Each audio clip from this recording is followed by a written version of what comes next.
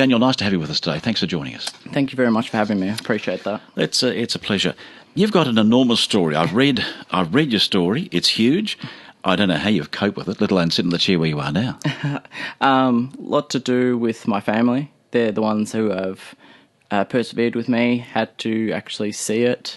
A lot of people I speak to, those in my support group, they always say that obviously it's hard to get through, but the family are the ones that have to watch you. You have to knuckle down and just do what the doctors tell you. So, they're the reason I got through. I want to talk about your story, but about your family first, because your father took sick when you were having a lot of your treatment later on, when you were in your 20s. And you then decided not to go ahead with some treatment while Dad was having his operation. You weren't going to go back until he was all clear. Yeah. So my dad, while everything happened, they found out that he had congested arteries and he had to do a quadruple bypass. They had to do quite a few. And for me, I had to do surgeries to remove the tumour from my abdomen, tumour from my liver, and then tumours from my lungs. All right, well, let's take you back to the first one, because what cancer were you diagnosed with? So originally I was diagnosed with testicular cancer. This was within weeks of my 18th birthday. I did have some discomfort in my groin area, and being a young person, you sort of think, maybe it's tight jeans, maybe it's this, maybe it's that. And this was over the space of maybe a few weeks or a month. I sort of didn't realise how it felt. And then one day it swelled up and had to go to emergency, and it sort of happened quite quickly. They said, testicular cancer, we'll have to do chemo, we'll have to do surgery. And it was full on, and I missed... Well, you were at uni at that time, weren't you? Yeah, I was actually right around exams. Yeah. So I actually done 2 of my exams without studying. I just went into it because everything was happening and postponed everything. So I ended up missing about a year's worth of uni, but they were very understandable. And I went back and I was very surprised because I knuckled down afterwards. I ended up getting the best student in the marketing major. So I was very proud about that. Well done. Thank you. Even though things in life happen, you can get back to what you want to achieve. Let's move on from that first cancer, though, because it didn't stop there, did it? Did you get the all clear after the operation and your chemo and so on? Yeah, so with testicular cancer, it's actually very common. It's one of the most common cancers for men 15 to 25, but you don't hear about it because most of the time they actually just have surgery to remove the testicle, and that's good enough to keep it all clear. With myself, it was quite far along. You let yours go, didn't you? Well, not that I let it go, but more that it was actually quite developed. It didn't show any signs really until it swelled up. And they said, well, the best thing for us to do is do chemo as real preventative to make sure there's no cells anywhere else. So it was sort of like, okay, we've done everything we can, and it was a really positive, like, okay, now I can move on because I'm quite safe. And my friend at the time, a very close friend of mine, he actually went and got checked because he had a bit of discomfort. He had testicular cancer as well. Yeah. Really? So about the same age as you? Yes, correct. Same age as me. And because he caught it quite early because he was aware of what I had, they just done the surgery and he was okay. Didn't need chemo or radio. So, from there you found that it had spread, didn't you? Yeah, so I then took the next few years to go travelling, and I really sort of lived life to the most. I sort of saw 50 countries and every continent bar Antarctica, so get there one day. So I was actually living in Sicily. I was working at B&B there, and I had some back pain earlier in the year, saw some doctors, and they said it's just purely nerve pain. So sort of took tablets and it sort of dulled down. But while I was working in Sicily, I had a car accident. I was a passenger, and I got back pain that got worse and worse and worse, and I couldn't be there any longer just because it took all my focus. And I tried seeing doctors there, and the treatment in the south of Italy is a bit different. They gave me injections to do myself, which was a bit daunting. So I came back, saw lots of doctors for 3 months. We didn't know what was going on. My back pain got progressively worse and worse and worse. And different doctors, I would see probably a different doctor every 2 weeks. trying to work out what it is, and they would think, oh, it's to do with the spine, it's to do with these muscles, and give different things like belts and injections and all different stuff, but no one came to a solution. So obviously I checked the next one. And you kept going to surgeon after surgeon to find out? Sports doctors, pain doctors, musculoskeletal doctors, countless physios, and... You must have got sick of it. That's the thing, you start to go a bit crazy in the sense that you think, well, is it in my mind? And that was a real hard bit because I felt it, but no one could really pinpoint it. Yes, you know your own body, don't you? Mm-hmm. You really do. And sort of my nerve, the way my muscles react, they spasm. So I had nerve pain and it spasmed through my back and then through my abdomen. And I started having constant spasm in my abdomen. We didn't know what that was. And also then my chest started doing the same thing. Still no one knew what it was. And just to touch on that, I have a girl who contacted me after reading my story. She also has nerve pain, and since then I've spoke to quite a few other people that also have such problems, and it's very hard because you see different doctors try and get answers, and with something like that, there's not always a clear answer, and it does get very hard, and you do feel very isolated because your day is set out trying to work out, well, if I go and do this, I'm going to be in too much pain to do something else. And yeah, you do start to pull yourself in, and yeah, you start to get scared to do anything. But so, how were you diagnosed this next time? Then you went to umpteen specialists. Yeah, so one day, so I dropped about 12 kilos in the space of a couple months, and one day I just couldn't breathe. My chest all spasmed up. Went to emergency. They'd done a full body scan and a brain scan, which I thought, I'm not sure why they're doing that. And they called my oncologist, and he said, it's came back. It's in the abdomen. There's one about the size of a fist near your spine, and then one in my liver, which was quite large, and about 7 in my lungs. How could they never have picked that up? Because my back pain was very, very low. They were doing scans specifically looking at that area, whereas the tumour was quite high, and so the nerves all passed through. And also with MRIs, they're very specific, the layers they look at and what they're looking for, which now I learn. It's not just they do a general scan and find whatever it is. So yeah, that was very unfortunate. And also my doctor was in the mindset that, you're 5 years, you're clear now. So I used to have regular MRIs, but right on 5 years is where I was at before I went overseas. He said, no more need to do regular scans.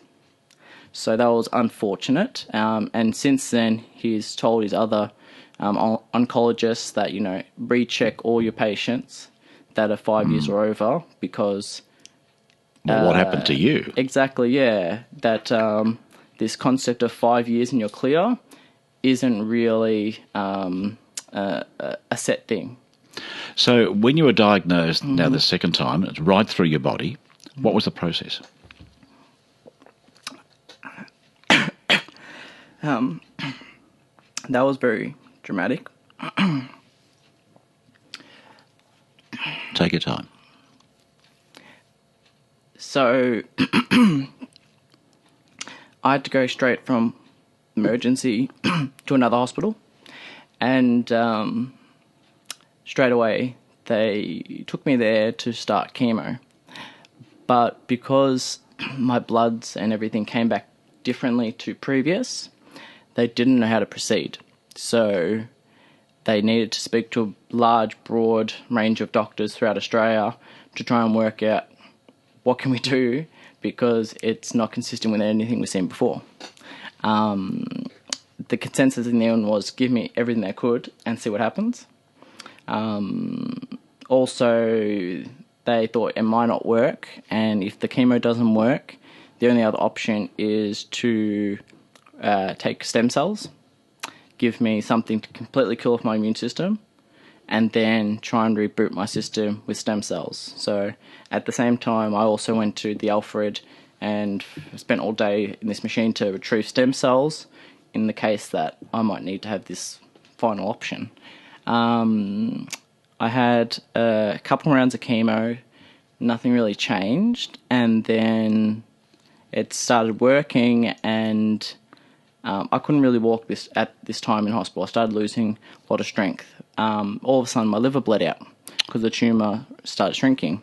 Next thing I knew, I said to my mum, I don't feel that good. I fainted. What age are you now, by the way? So I was 24. 24, so okay. I came back and I was 24 when I was re-diagnosed. And, so they called a Met call, and it would have been very scary for my mum because, everything happened all of a sudden. All the nurses, all the doctors run in. Next thing I know, I wake up, I'm in intensive care. And I was like, where am I? And, my sister and my brother and my parents, they slept outside every day. When I was in intensive care, they were sleeping, 24 hours in the hospital with me, which is just amazing, my family. And then I went back to the ward, and at this time I definitely couldn't walk and I couldn't do things for myself. And having my parents there, my brother and sister there to help me move and do things was amazing. So what was the outcome then? So I had 4 rounds of chemo over different periods of time. You're meant to go home for 21 days as a break. I kept having infections. So the first 2 rounds I didn't go home. So I stayed constantly, which is a week, then another week, and then that whole time in between I had fevers. And then I went home and I came back because I thought I had a little bit of bruising. And they said, no, that's fine, but your temperature is spiked, you're burning up. And I said, no, I'm not. And they would put different things on me and they'll just melt and fall off, and they put water on me and just sort of steamed off. And I didn't know what it is. So I constantly I had probably infections about 4 times, or fevers that they didn't know what it was, and they just kept me in observing. So did you have the stem cells? So they took them out, but in the end my blood started changing after I think about the 3rd round, and they didn't have to do them in the end. So I still have them reserved. Because, again, if something comes back, they won't be able to do the chemo that done previous.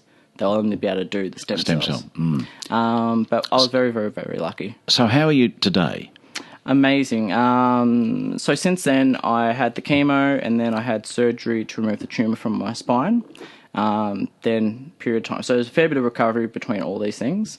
Then surgery to remove the tumour from my liver, and then also the ones from my lungs. Every single time I had the wound open up and an infection each time. And this is because your immune system was down, obviously. Correct, yeah. And I was always the exception. So the final one was the surgery on my lung, and it was back and forth about whether to do the left or the right side because I was in various places.